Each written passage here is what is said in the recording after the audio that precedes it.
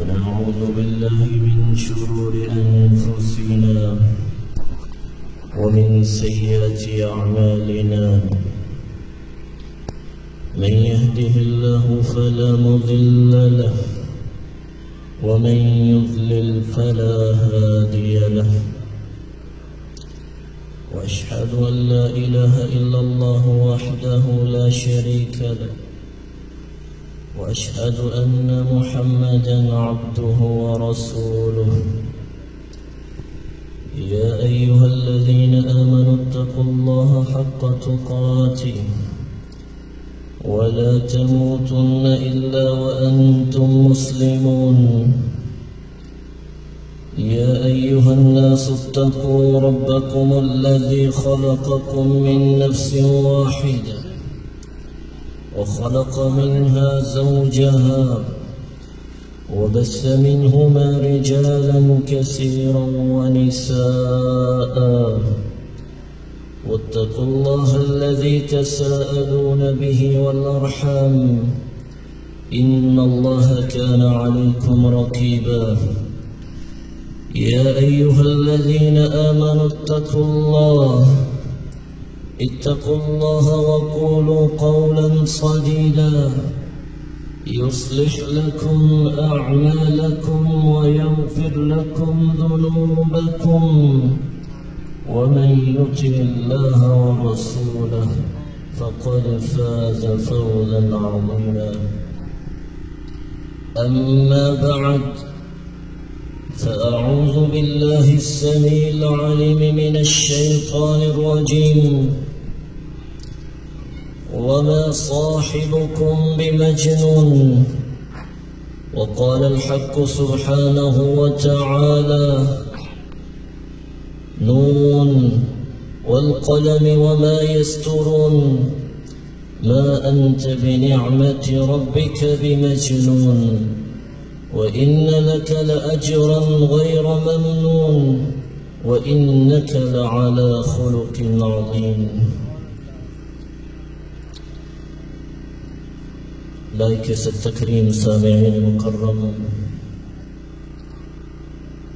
اللہ ذوالجلال ہم سب کے خالق و مالک ہیں، محمد الرسول اللہ صلی اللہ علیہ وسلم ہم سب کے آخری پیغمبر ہیں۔ آج جو ہماری گفتگو کا محور ہے وہ ہے رسول اللہ صلی اللہ علیہ وسلم کا اخلاق۔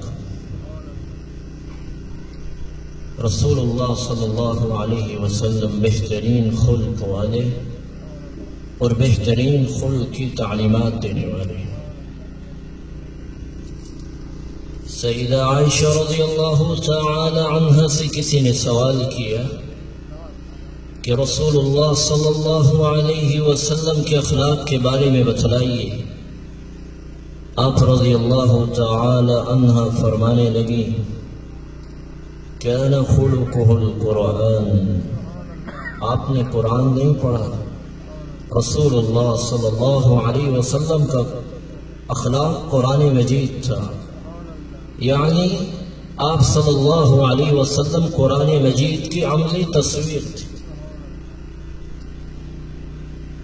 عطا بن یسار رحمہ اللہ تعالی رحمۃ واسعہ بیان کرتے ہیں کہ میں نے حضرت عبداللہ بن عمرو بن عاص رضی اللہ تعالی عنہ سے سوال کیا کہ مجھے رسول اللہ صلی اللہ علیہ وسلم کے اخلاق کے بارے میں تورات میں سے کچھ بتا دیجیے۔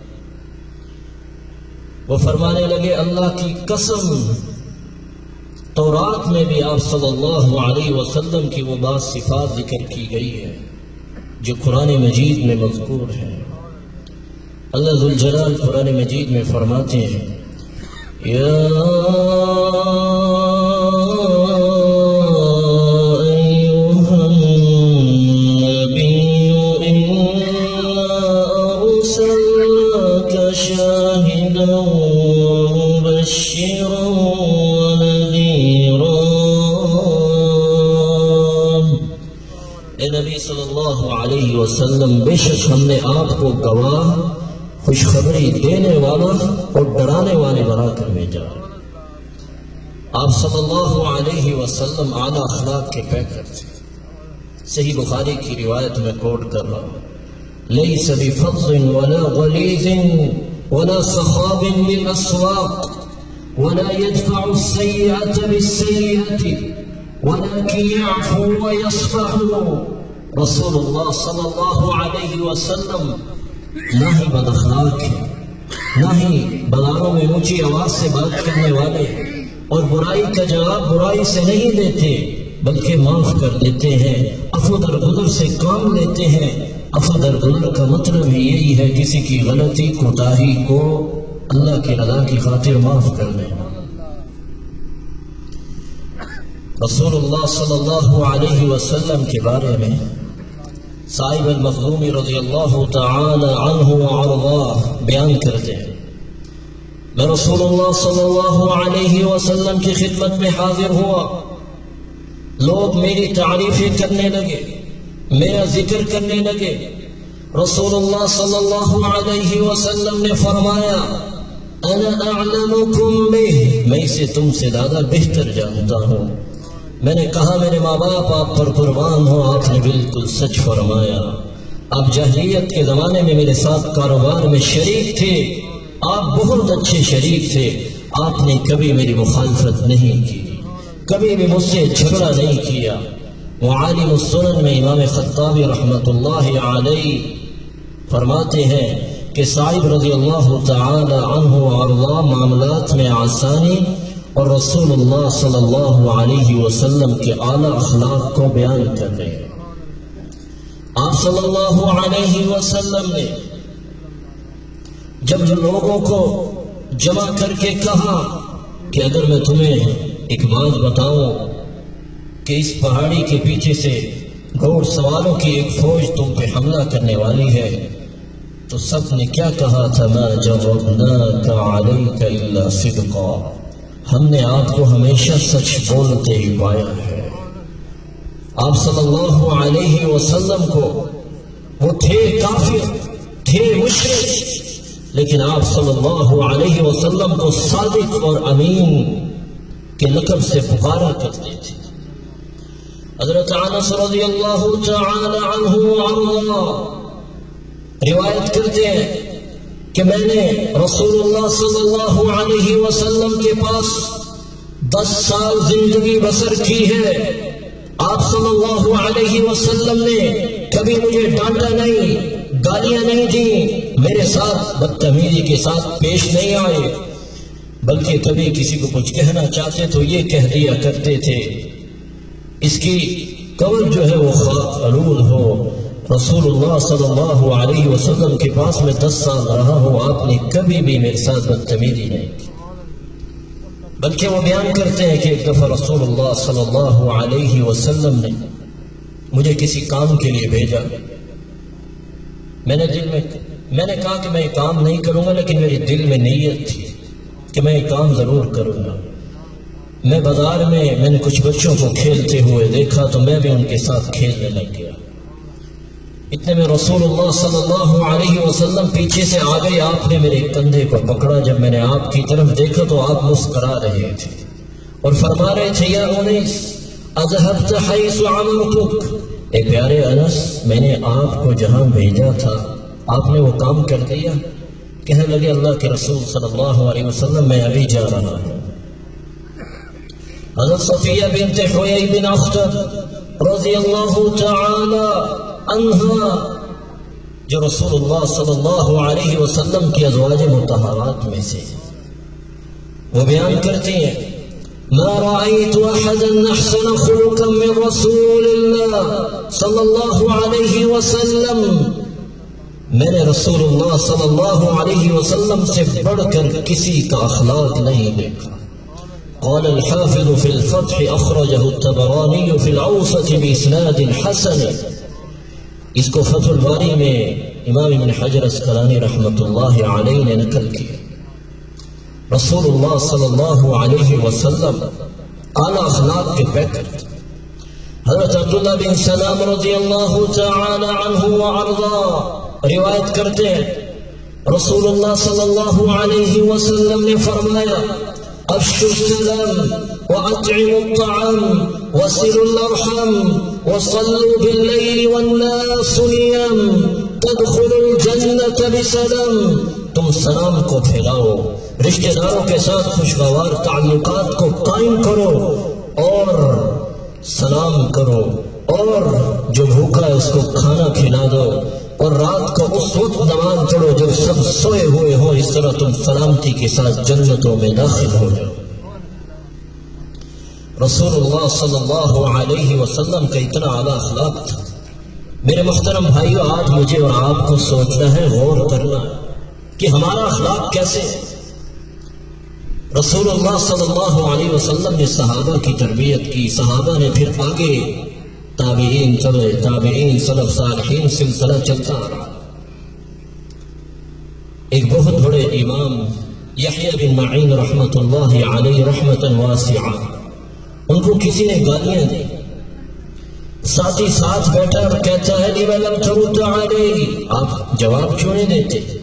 وہ فرمانے لگے فَلِمَاذَا تَعَلَّمْتُ إِذًا، اگر میں نے گالی کا جواب گالی دینا تھا تو میں نے علم کیوں پڑھا، میں نے علم کیوں سیکھا. یہ محدثین ہیں جن کو اللہ تعالی نے علم عطا کیا تھا. وجہ کیا تھی؟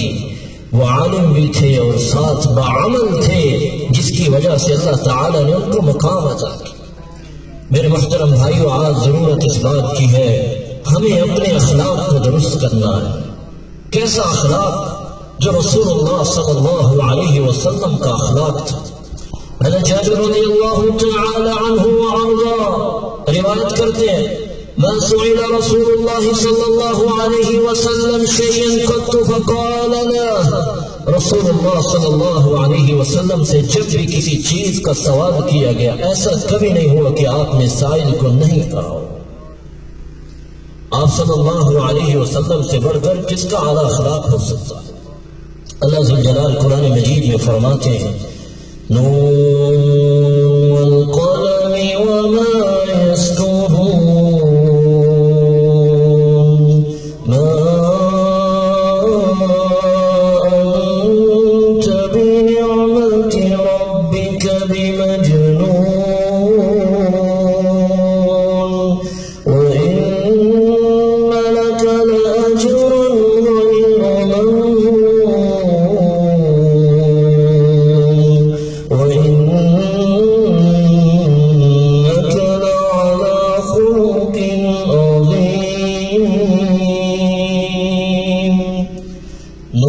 قسم ہے قلم کی اور اس چیز کی جس سے فرشتے بھیجے. ما انت بنعمت ربک بمجنون، آپ اپنے رب کے فضل سے دیوانے نہیں ہیں، اور یقیناً آپ کے لیے کبھی ختم نہ ہونے والا اجر ہے، اور یقیناً آپ عظیم اخلاق والے.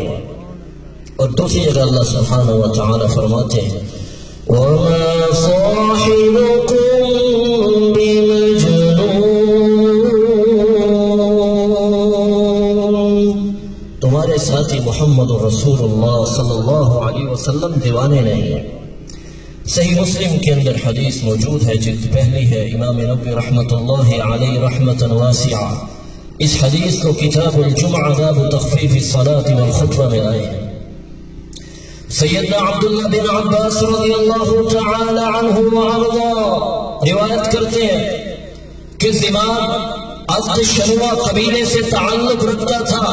مکے آیا، مکے کے کچھ بے وقوف لوگوں نے بتلایا کہ معاذ اللہ محمد رسول اللہ صلی اللہ علیہ وسلم دیوانے ہیں، ان پر دیوانگی کا، جنات کا، عصیر کا اثر ہے. جماعت ان کی بات سنتا اور کہتا لو انی رأیت هذا الرجل، کاش میں اس شخص کو دیکھ لوں، یعنی محمد رسول اللہ صلی اللہ علیہ وسلم کو میں دم دھاڑ جانتا ہوں، میں ان کو دم کر دوں، اللہ تعالیٰ میرے ہاتھ سے ان کو شفا دے. یہ خواہش کر رہا ہے، اتنے میں اسے محمد رسول اللہ صلی اللہ علیہ وسلم مل گئے. کہنے لگا اے محمد صلی اللہ علیہ وسلم معاذ اللہ والعیاذ باللہ، مجھے پتہ چلا ہے آپ پر معاذ اللہ دیوانگی کا، جنات کا، عصیر کا اثر ہے، اگر آپ پسند کریں میں آپ کو دم کر دیتا ہوں، اللہ میرے ہاتھ سے آپ کو شفا دے۔ آج آپ کسی کو کہتے کہ تو دیوانہ ہے، وہ آپ کے گلے پڑ جائے گا۔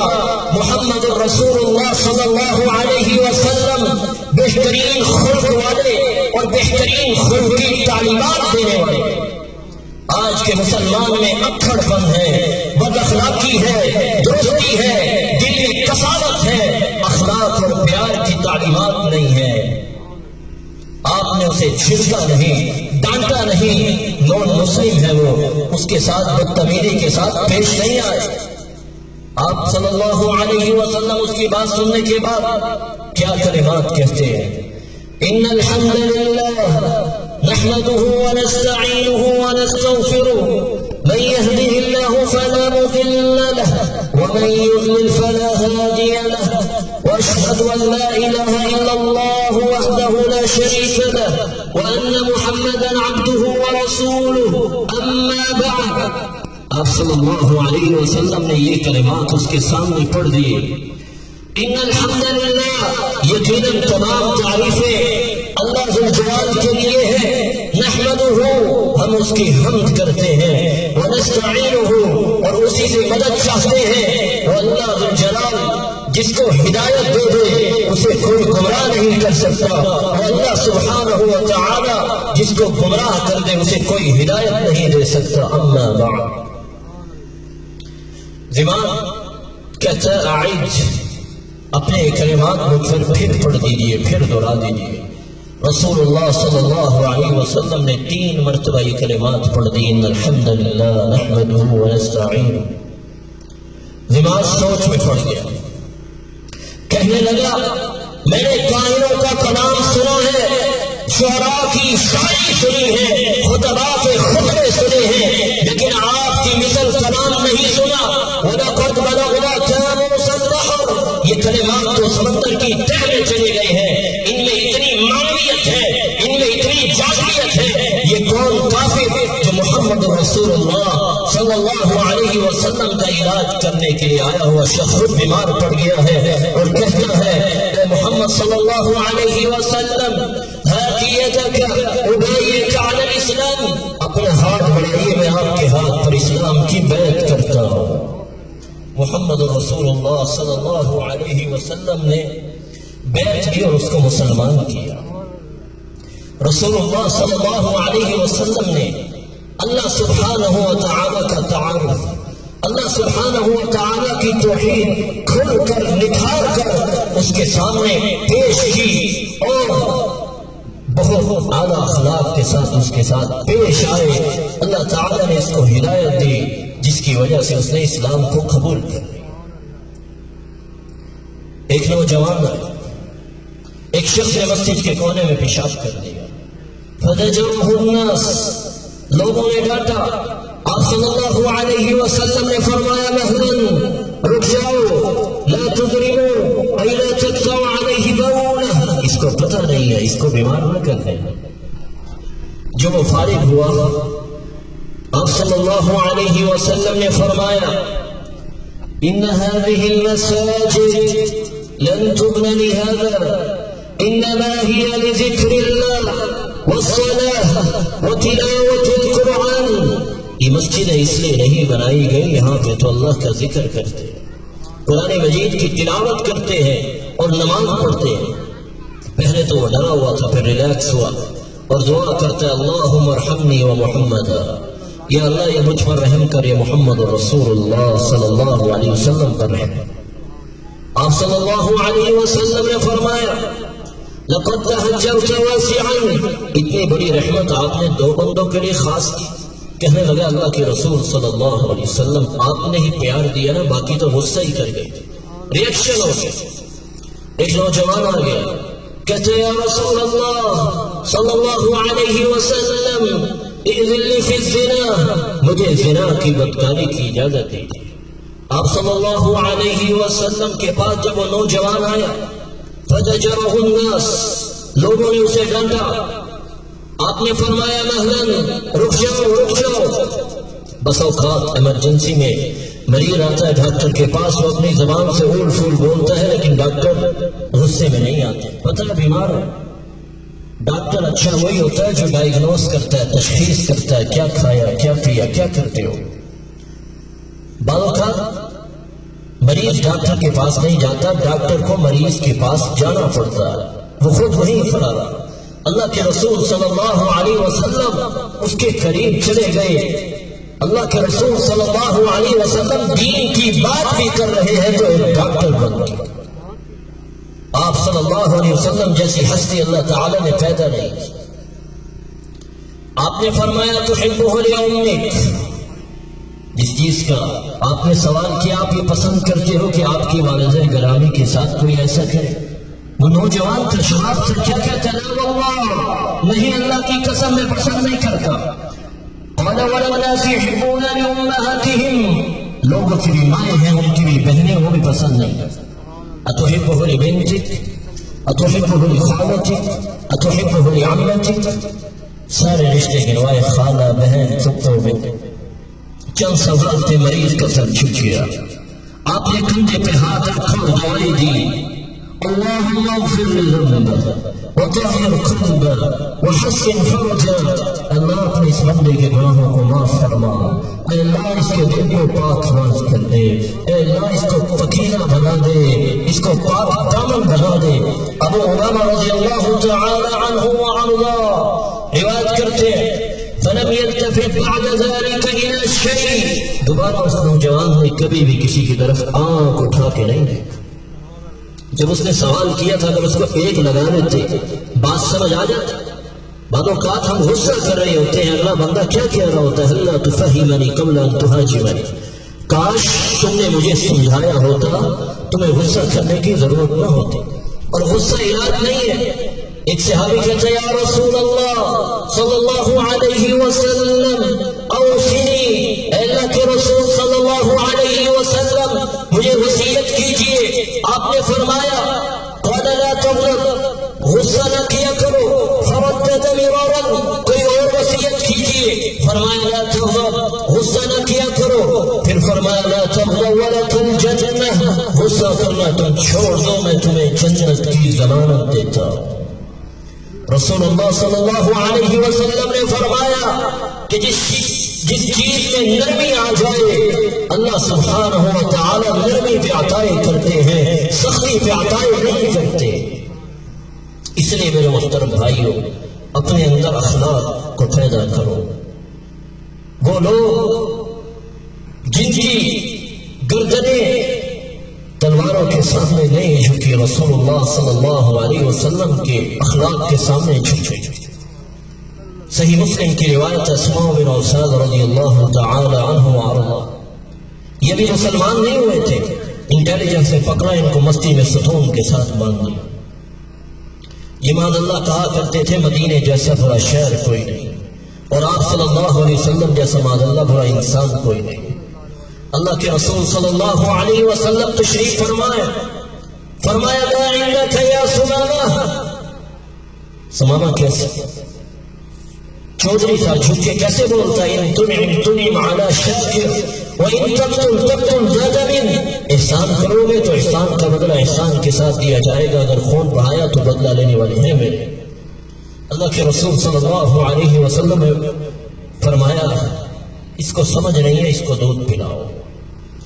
آج کوئی گالی دے دے، کوئی پانی پلانا پسند نہیں کرتا، آپ فرما رہے ہیں اس کو دودھ پلاؤ، اس کو سمجھ نہیں.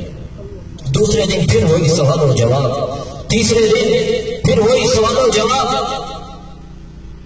کوئی کتاب نہیں پڑھائی، کوئی درس نہیں دیا. رسول اللہ صلی اللہ علیہ وسلم کے اعلیٰ اخلاق کو دیکھا، اور آپ صلی اللہ علیہ وسلم کے جو صحابہ تھے ان کے معراج کو دیکھا. تیسرے دن فرمایا سیکھو، اس کو چھوڑ دو. جب چھوڑ دیا گیا، سمامہ رضی اللہ تعالی عنہ وارضاہ غسل کر کے آئے. آپ صلی اللہ علیہ وسلم نے فرمایا سمامہ اب کیسے آئے ہو؟ کہنے لگے اللہ کے رسول صلی اللہ علیہ وسلم اب موت آئے گی تو آپ کے قدموں میں آئے گی، یہ گردن جھکی تو کس طرح؟ اخلاق کے ساتھ. مسلمان کا ایک امتیاز ہونا چاہیے اچھا اخلاق. اللہ کے رسول صلی اللہ علیہ وسلم نے فرمایا ان من احبكم الي واقربكم مني مجلسا يوم القيامه احاسنكم اخلاقا، لوگوں سب سے پیارا اور سب سے قریب میرے قیامت کے دن وہ شخص ہوگا جس کا اخلاق اچھا ہوگا۔ آپ صلی اللہ علیہ وسلم نے فرمایا اثقل شیء فی المیزان الخلق الحسن، قیامت کے دن جب ترازو میں نیکیاں رکھی جائیں گی، فرمایا سب سے بھاری عمل اچھا اخلاق ہوگا۔ رسول اللہ صلی اللہ علیہ وسلم نے فرمایا من احب ان يبسط له في رزقه وينسأ له في اثره فليصل رحمه، جس شخص کو یہ بات پسند ہے کہ میری زندگی لمبی ہو جائے، میری زندگی میں اللہ تعالیٰ برکت ڈال دے اور اس کے مال میں بھی اللہ برکت ڈال دے، اس کو چاہیے کہ رشتہ داروں کے ساتھ اچھے تعلقات کو قائم کرے۔ کما فی روایت اخرى، اور فرمایا اگر وہ چاہتا ہے کہ وہ گندی موت سے بچ جائے تو اسے چاہیے کہ اپنے رشتہ داروں کے ساتھ اچھے تعلقات کو قائم کرے۔ تبسمک فی وجہ اخیک لک صدقہ، اپنے کسی مسلمان بھائی سے ملتے وقت مسکرا دینا بہت بڑا صدقہ ہے۔ ادخال السرور فی قلب مسلم صدقہ، کسی مسلمان کے دل میں خوشی پیدا کرنا صدقہ ہے۔ آج تو میرے محترم بھائیوں ہم سلام کرنا بھی بھول گئے۔ آج آپ نے دیکھا ہے آج کل کی جنریشن کیا کرتی، سلام بھی کرنا ہو ہاتھ میں موبائل ہوگا، چابیاں ہاتھ بند کر کے 2 انگلیوں سے سلام کریں۔ کیا اللہ کے رسول صلی اللہ علیہ وسلم نے ہمیں ایسے سکھایا؟ آپ صلی اللہ علیہ وسلم نے فرمایا ما من مسلمین یلتقیان فیتصافحان الا غفر لهما قبل ان يتفرقا، كما في روایات اخرى، فرمایا جو 2 مسلمان مل کے مصافحہ کرتے ہیں ہاتھ جدا بعد میں ہوتے ہیں جیسے درخت سے پتے جڑتے ہیں، دونوں کے گناہ معاف ہو جاتے ہیں۔ میرے محترم بھائیوں اپنے اخلاق کو درست کیجیے۔ سیدنا ابوبکر رضی اللہ تعالی عنہ وارضا، ایک شخص ان کو کہتا ہے کتنے عجیب انسان، 2 جواب دیے، مسکرا کے کہتے ہیں بھائی جتنا تم نے بیان کیا میں تو اس سے بھی زیادہ عجیب۔ عبد الرحمن بن عوف رضی اللہ تعالی عنہ وارضا عشرہ مبشرہ میں سے ہے جن کو دنیا میں جنت کی بشارت دی گئی ہے۔ ایک شخص آتا ہے غصے میں کہتا ہے بئس الرجل انت، بڑے بڑے انسان ہو۔ تزکیہ دیکھیے، 2 جواب دیے، مسکرائے اور فرمانے لگے ما عرفنی الا انت، میرے بھائی میرا اصل تعارف اصل پہچان تو نے ہی کروایا، لوگ تو بھولے ہوئے۔ حسن ابن علی، ایک شخص نے ان کے بارے میں باتیں کی، گھر چلے گئے، دروازے پہ جا کر دستک دی اور کہتے ہیں السلام علیکم ورحمۃ اللہ وبرکاتہ۔ وہ شخص شرمندہ ہے، میں نے کیا کہا، میرے گھر آ گئے۔ فرمانے لگے ان كنت صادقا فغفر الله لي وان كنت كاذبا فغفر الله لك، میرے بارے میں باتیں کرنے والے اگر تم نے سچ کہا ہے تم بھی دعا کرو، میں بھی دعا کرتا ہوں اللہ تعالیٰ میری ان کمی کوتاہیوں کو معاف کر دے۔ اگر تو غصے میں آگے زیادہ کہہ چکا ہے تو میں اللہ سے دعا کرتا ہوں اللہ تجھے معاف کر دے، ویسے ہماری لڑائی کوئی نہیں۔ حسن بصری رحمت اللہ علیہ تشریف فرمائے، ایک شخص آیا کہتے یا حسن اعترف ما كان بالامس، جانتے ہو کل کیا ہوا؟ ان روحوں کو کیا سوچا ہے؟ وہ فرمانے لگے کیا کل ہوا؟ کوئی درس قرآن تھا؟ قال لا فلان افترق، فلان ہے تو آپ کی دھجیاں اکھیڑ۔ 3 جواب دیے، پہلے تو اس شخص کو سبق سکھایا کہ راستے میں ابلیس کو صرف تم نظر آئے تھے کہ تم اپنے بھائی کی شکایت کرنے کے لیے آ گئے ہو۔ پھر کھجوروں کا ٹوکرا لیا اور اس کے گھر چلے گئے، السلام علیکم ورحمۃ اللہ وبرکاتہ، هذه هدیۃ منی لک، یہ میری طرف سے ہدیہ تحفہ قبول کیجیے۔ وہ شخص شرمندہ پریشان ہے، کہتا ہے ہدیہ ولیکن اس مناسبت کیا ہے؟ حسن بصری رحمت اللہ علیہ فرمانے لگے بھائی مجھے پتہ چلا کہ تم نے میرے بارے میں باتیں کی، میری غیبت کی، میری چغلیاں کی، میں نے سوچا جو مجھے گھر بیٹھے نیکیاں دیتا ہے میں اس کا منہ ہی میٹھا کروا دوں۔ یہ کھجوروں کا ٹوکرا اسی، میرے محترم بھائیوں ذرا غور کرو، ہم نے بھی قبر میں جانا ہے، اللہ تعالیٰ کے سامنے پیشی پڑنے والی ہے، ہم نے کیا جواب دینا ہے؟ آج ہماری حالت یہ ہے، دو مسلمان بھائیوں کے اندر لڑائی کروانا، فساد کروانا، ادھر سے بات سننا، ادھر جا کے لگانا، اس کی سننا، ادھر لگانا، اور ہم بڑے خوش ہوتے ہیں کہ ہم نے لڑائی کروائی۔ میرے محترم بھائیوں، قبر کا عذاب، جہنم کا عذاب برداشت نہیں کیا جا سکے گا۔ عبداللہ بن عباس رضی اللہ تعالی عنہما روایت کرتے ہیں، رسول اللہ صلی اللہ علیہ وسلم دو قبروں کے پاس سے گزر رہے ہیں، فرمایا انہما لا يعذبان وما يعذبان في كبير وانه لكبير اما احدهما فكان يمشي بالنميمه واما الاخر فكان لا يستنزه من بوله۔ فرمایا ان دو قبروں والوں کو عذاب دیا جا رہا ہے، ان کو عذاب کوئی اتنے بڑے گناہوں کی وجہ سے نہیں دیا جا رہا۔ ان میں سے ایک شخص وہ تھا جو چوری کیا کرتا تھا، غیبت کرتا تھا، ایک کی بات سن کے دوسروں بھائی کو لگاتا اور آپس میں لڑائیاں، فساد، جھگڑے، قتل و غارت، حتیٰ کہ یہاں تک معاملہ چلا جاتا ہے۔ اور دوسرا وہ شخص ہے جو پیشاب کے چھینٹوں سے نہیں بچا کرتا تھا، فرمایا ان کو قبر کے اندر شدید عذاب دیا جا رہا ہے۔ میرے محترم بھائیوں، قبر کا عذاب جو ہے وہ برداشت نہیں کر سکے گا انسان۔ اللہ کے رسول صلی اللہ علیہ وسلم نے فرمایا لو ضرب بها جبل لكان ترابا، اگر وہ گرد جو انسان کے دو کانوں والی جگہ پہ مارا جائے گا، فرمایا اگر کسی پہاڑ پر بھی مارا جائے وہ بھی ریزہ ریزہ ہو جائے۔ میرے محترم بھائیوں، قبر کو سامنے رکھو، یقیناً ہم سب نے اللہ کے پاس